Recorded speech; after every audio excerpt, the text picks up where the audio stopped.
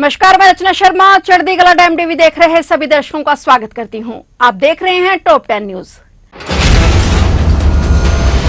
बंगाल के सिलीगुड़ी में आज कंचनजंगा एक्सप्रेस ट्रेन के दुर्घटनाग्रस्त होने से 15 लोगों की मौत हो गई और लगभग 60 के करीब घायल हो गए। ट्रेन कोलकाता के सियालदह स्टेशन जा रही थी और यह दुर्घटना तब हुई जब सिलीगुड़ी के रंगापानी क्षेत्र में एक मालगाड़ी ने उसे पीछे से टक्कर मार दी, जिससे ट्रेन के कई डिब्बे पलट गए। कंचनजंगा एक्सप्रेस ट्रेन हादसे पर पीएम मोदी ने दुख जताया है। उन्होंने कहा कि मेरी संवेदनाएं पीड़ित परिवारों के साथ है। वहीं उन्होंने मृतकों के परिजनों को 2-2 लाख रुपए मुआवजा देने का ऐलान किया है, जबकि घायलों को 50-50 हजार रुपए देने का ऐलान किया गया। इसके बाद अब रेल मंत्री अश्विनी वैष्णव ने भी ट्रेन दुर्घटना को लेकर अनुग्रह राशि देने की घोषणा की। उन्होंने कहा कि पीड़ितों को अनुग्रह राशि के रूप में मृत्यु के मामले में 10 लाख, गंभीर चोटों के लिए 2.5 लाख और मामूली चोटों के लिए 50,000 रुपए दिए जाएंगे। वैष्णव ने इस घटना को दुर्भाग्यपूर्ण बताया।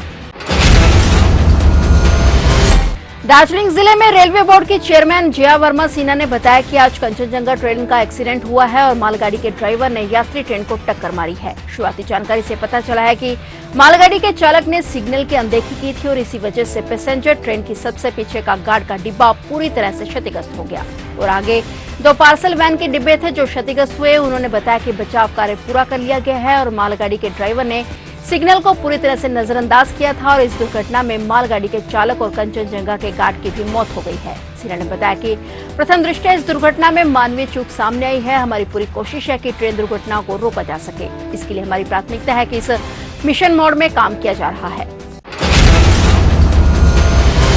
जालंधर वेस्ट विधानसभा सीट के उपचुनाव को लेकर आम आदमी पार्टी ने अपना उम्मीदवार घोषित कर दिया है। पार्टी ने जालंधर वेस्ट से मोहिंदर भगत को टिकट देकर मैदान में उतारा है। बता दें कि मोहिंदर भगत पहले भारतीय जनता पार्टी में थे। जालंधर वेस्ट की सीट विधायक शीतल अंगुराल के इस्तीफे के बाद खाली हुई थी और जिसके बाद चुनाव आयोग ने उप सीट पर 10 जुलाई को चुनाव करवाने का ऐलान किया था, जबकि नतीजे 13 जुलाई को घोषित किए जाएंगे। पंजाब का सबसे महंगा टोल प्लाजा लाडोवाल आज भी फ्री रहा। दरअसल भारतीय किसान यूनियन के संगठनों ने नेशनल हाईवे पर स्थित लाडोवाल टोल प्लाजा पर टोल रेट में की गई बढ़ोतरी के रोष के चलते अनिश्चितकाल के लिए धरना लगाकर सभी वाहनों को टोल फ्री कर दिया। भारतीय किसान मजदूर यूनियन के प्रधान ने बताया कि पिछले 1 साल से टोल प्लाजा पर 3 बार टोल के रेट में बढ़ोतरी की गई है, जिसके कारण आम लोगों में भारी रोष है। उन्होंने कहा कि उन्होंने टोल प्लाजा पर निश्चित काल के लिए अपना धरना लगा दिया है। जब तक नेशनल हाईवे अथॉरिटी के अधिकारी टोल रेट में की गई बढ़ोतरी को वापस नहीं लेते, तब तक भारतीय किसान यूनियन के सदस्य टोल प्लाजा पर धरना देकर इसी तरह अपना प्रदर्शन करते रहेंगे। किसान यूनियन ने सुबह 11 बजे टोल प्लाजा पर सभी बूथों को टोल मुक्त कर दिया और टोल प्लाजा से आने जाने वाले किसी भी वाहन चालक से टोल फीस नहीं लेने दी गई।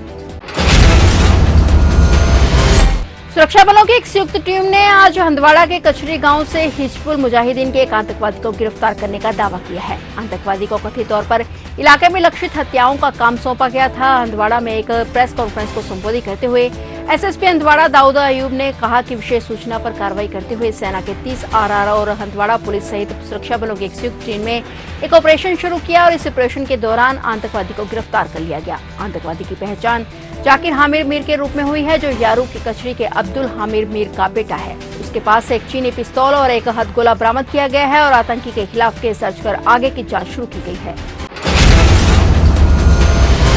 झारखंड के पश्चिमी सिंहभूम में सुरक्षा बलों ने 4 नक्सलियों को मार गिराया है। वहीं नक्सली महिला नक्सली समेत 2 को गिरफ्तार किया गया है। गौरतलब है कि मारे जाने वालों में 10 लाख रुपए का इनामी जोनल कमांडर भी शामिल था। इसके अलावा एक सब जोनल कमांडर और एक एरिया कमांडर के साथ महिला नक्सली को भी सुरक्षा बलों ने मार गिराया है। जानकारी मिल रही है कि यह मुठभेड़ पश्चिमी सिंहभूम के गुवा थाना क्षेत्र के लिंगपुंगा में हुई और मुठभेड़ स्थल से नक्सलियों के शवों के साथ हथियार और अन्य नक्सल सामग्री भी बरामद कर ली गई है। जानकारी के मुताबिक इलाके में सुरक्षा बल सर्च ऑपरेशन पर निकले हुए थे।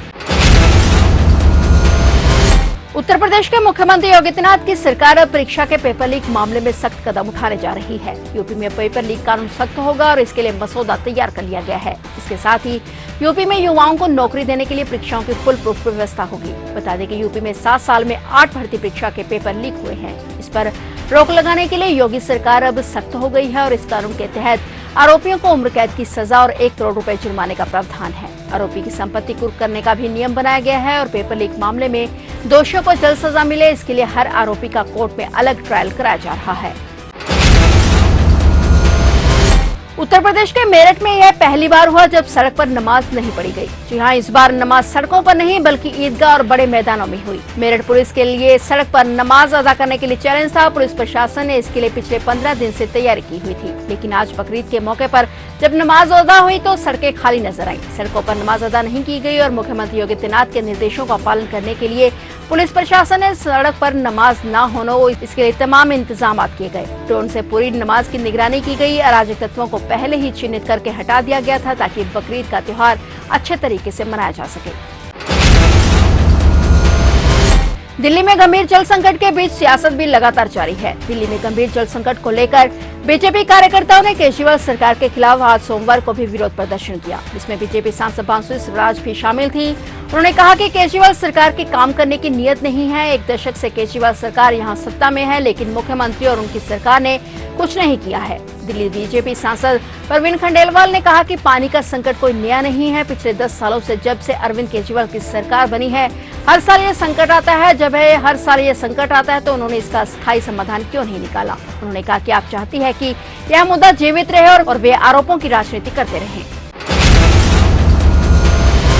पश्चिम बंगाल में सियासी बवाल जारी है और इस बीच एक और बड़ी राजनीतिक घटना घटी है। पश्चिम बंगाल के राज्यपाल सीवी आनंद बोस ने कोलकाता पुलिस के ड्यूटी पर तैनात कर्मियों को राजभवन परिसर तुरंत खाली करने का आदेश दिया है। यह आदेश उन आरोपों के मद्देनजर आया है जिनमें आरोप लगाया गया था कि राजभवन में तैनात पुलिसकर्मी राज्य में चुनाव के बाद हुई हिंसा के पीड़ितों को उनसे मिलने और अपनी शिकायतों के बारे में राज्यपाल को जानकारी देने की अनुमति नहीं दे रहे हैं। यह कदम ऐसे समय उठाया गया है जब कुछ दिन पहले ही पुलिस ने भाजपा नेता शुभेंद्र अधिकारी और राज्य में चुनाव के बाद हुई हिंसा के कथित पीड़ितों को बोस से मिलने के लिए राजभवन में प्रवेश करने से रोक दिया था, जबकि राज्यपाल ने उन्हें इस संबंध में लिखित अनुमति दी थी।